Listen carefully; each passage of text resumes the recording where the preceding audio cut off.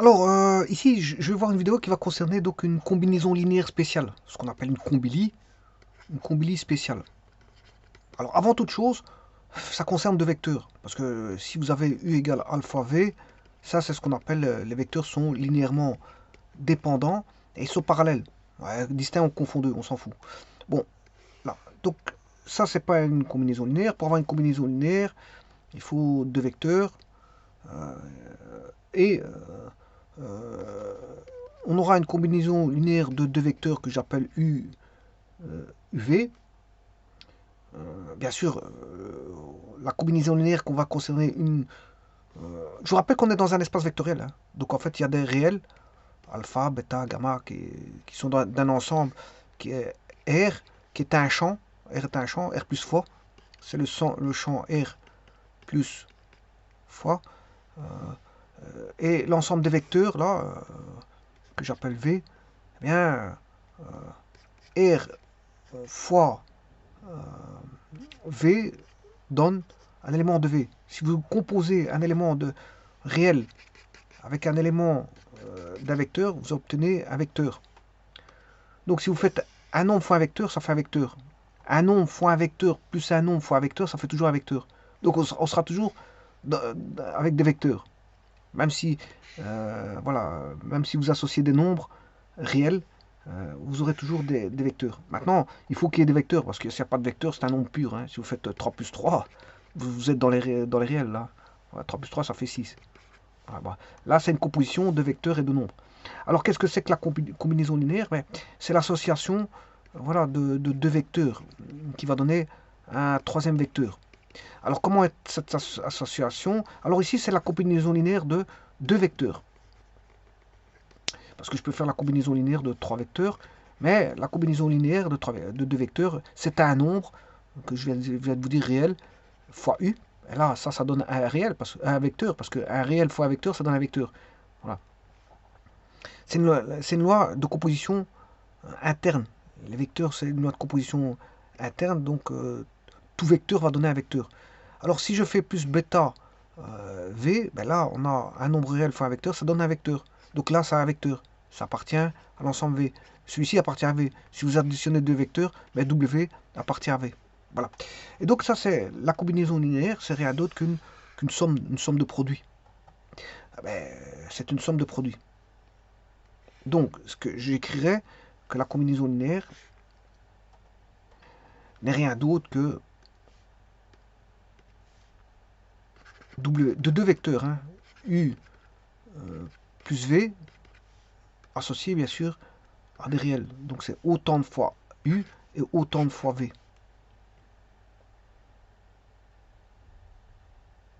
Maintenant, si vous voulez pour trois vecteurs, alpha U plus bêta V plus gamma X. Bon, j'aurais dû pas appeler ça W, parce que c'est vrai que le W, j'en ai besoin pour trois vecteurs. Bon, je vais faire la combinaison linéaire de deux vecteurs, que je vais appeler Z égale, ou alors T, je vais l'appeler T.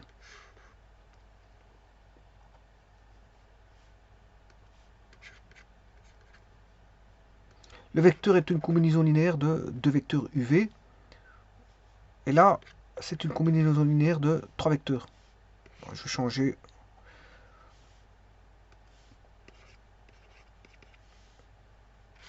Alors, si vous voulez 4 vecteurs, c'est U plus bêta V plus gamma W plus delta UVWX.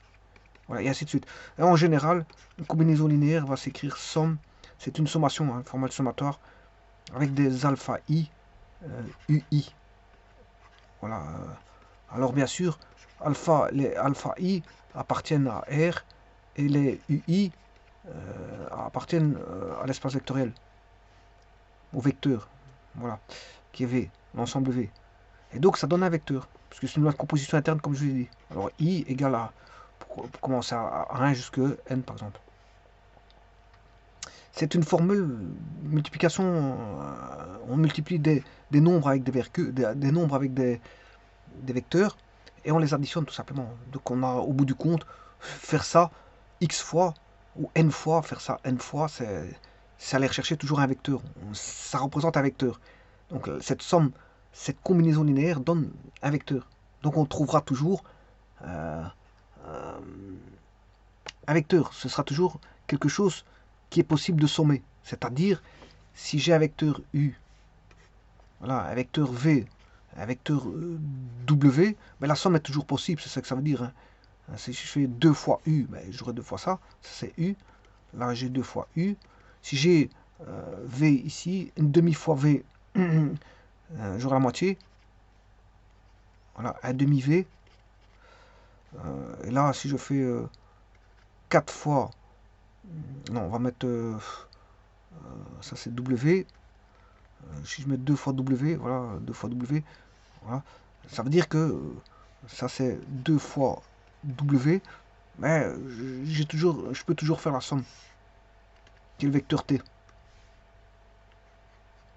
Donc le vecteur t va représenter, ce sera, si vous voulez, la résultante, ce qu'on appelle en mécanique la résultante de tous les vecteurs 2 fois u, 1 demi w, plus 2w. Donc on sait toujours trouver la résultante. Donc la résultante est toujours une combinaison linéaire de vecteurs. Voilà. Bon, maintenant ici, cette vidéo aussi, c'est pas pour voir la combinaison linéaire, mais c'est juste pour voir une combinaison linéaire spéciale, qui est la simple somme, la plus simple des sommes, qui est u plus v. Alors u plus v, c'est bien une combinaison linéaire qui va donner t. Pourquoi? Parce qu'on a une fois u plus une fois v est égal à t. Donc c'est la plus simple des combinaisons linéaires. Alors qu'est-ce qu'on a quand on a u plus v égale t? Comment, au niveau des composantes, dans un repère, bien sûr, si un repère est posé, voilà, si on a un repère posé,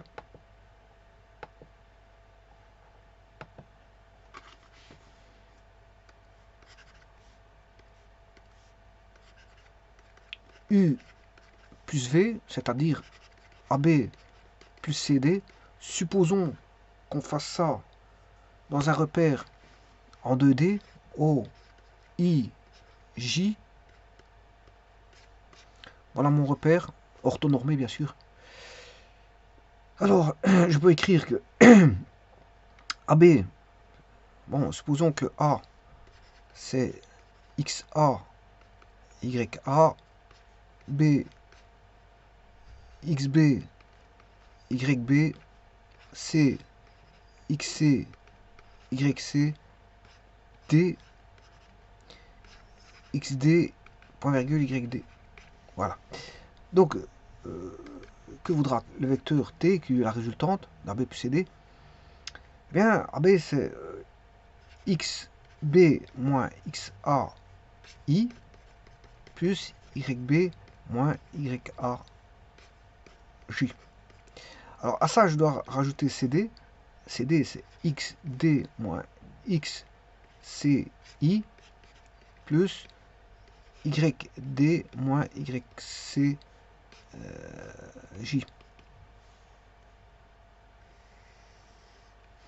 Et donc, faire la somme, ben, ce sera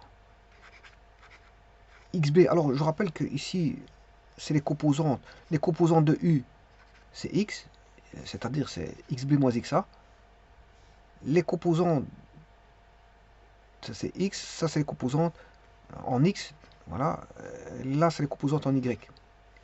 Ça c'est les composantes X' de V, et ça c'est les composantes Y' de V. Donc qu'est-ce que je vais faire?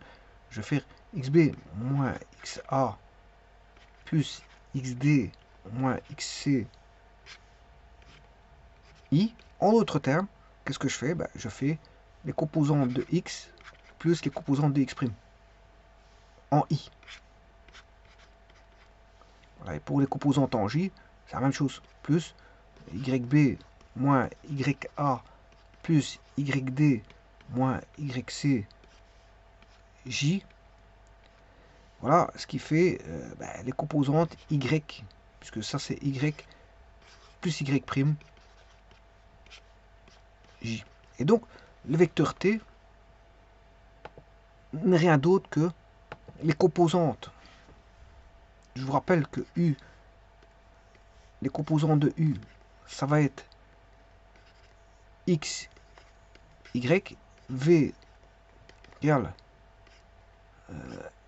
X', Y'. Donc T qui est égal à U plus V, c'est X plus X' en composante et Y plus Y'. Donc il faut rajouter les composantes de X de l'un et les composantes de l'autre en I et les composantes de Y plus les composantes de l'autre en Y. Donc c'est-à-dire Y plus Y' pour avoir les composantes en J. En d'autres termes, si je fais ça sur GeoGebra, je vais mettre un curseur à 4 points. Il faut 4 points. 1, 2, AB, 3, 4. Bon, 2, 1 point c'est 2 coordonnées. Donc il m'en faudrait une 2, comme j'ai 4 points ABCD, il m'en faudrait 8. Donc 1, 2, 3, 4, 5, 6, A, B, C, D, E, F, G, H. A, B, C, D, E, F, G, H. Là j'en ai 8. J'ai 8. Alors, je vais mettre un point A.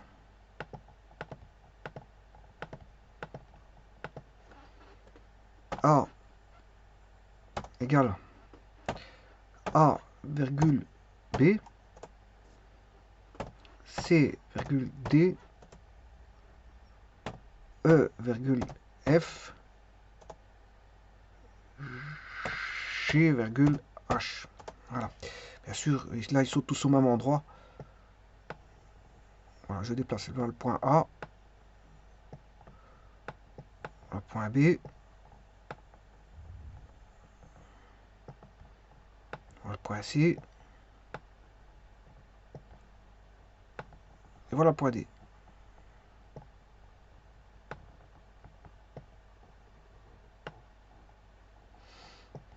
Alors, le vecteur U, c'est le vecteur AB, par exemple.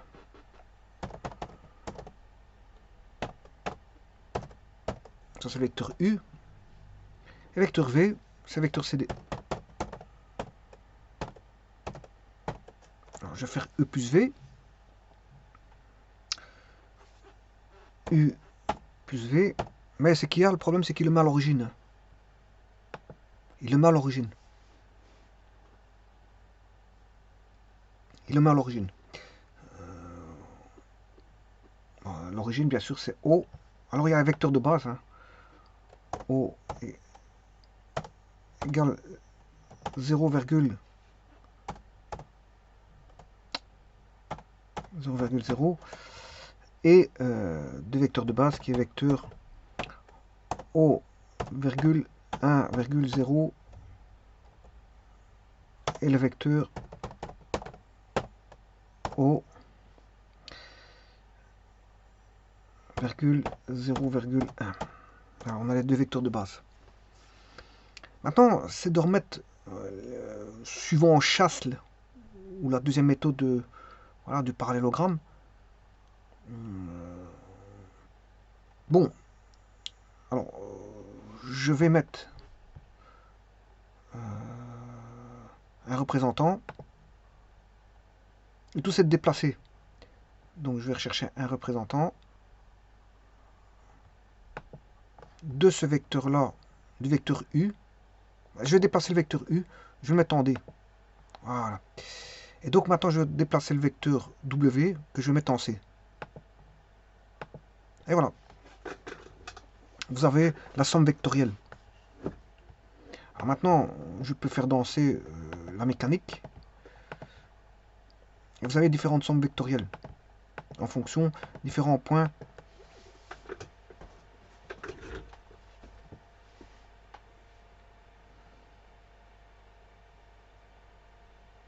Et ça, c'est une somme vectorielle de deux vecteurs. Hein. C'est la plus simple somme que vous avez En possession, c'est une somme vectorielle de deux vecteurs.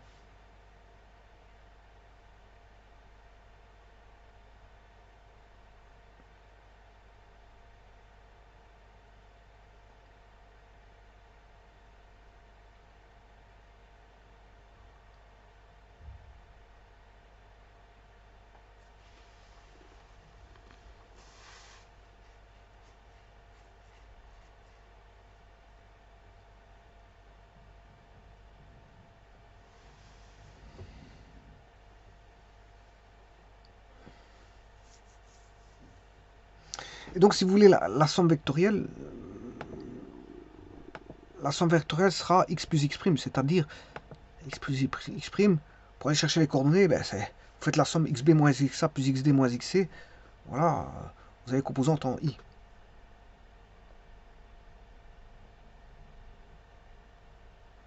Donc, c'est-à-dire, dans ce cas-ci, moi j'avais pris le a. Les coordonnées que j'ai mis ici, j'ai mis A, B, C, D, E, F, G, H. Eh bien, vous faites C, ce sera C moins A, plus XD, XD c'est plus G, moins XC, qui est E. CAGE, CAGE.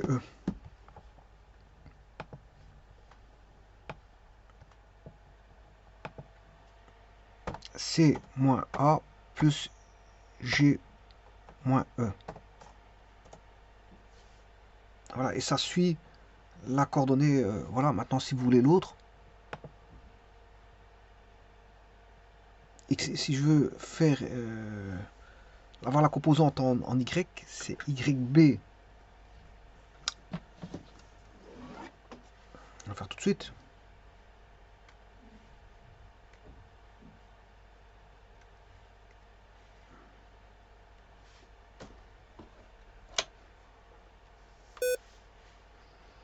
Donc, B moins A plus D, donc, sera B, YB, D moins A, qui est B, plus YD, qui est H, YD c'est H, moins YC, qui est F. DBHF. DBHF.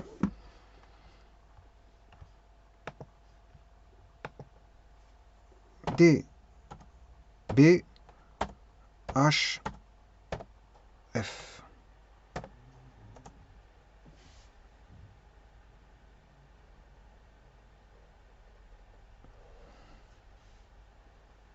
Donc je peux arrêter le processus. Voilà, j'arrête le processus. 7,49 moins 1,31. Vous voyez, moins 1,31, moins 1,31, moins 7,49. Donc c'est bien ce que j'ai dit. Voilà, je vous remercie.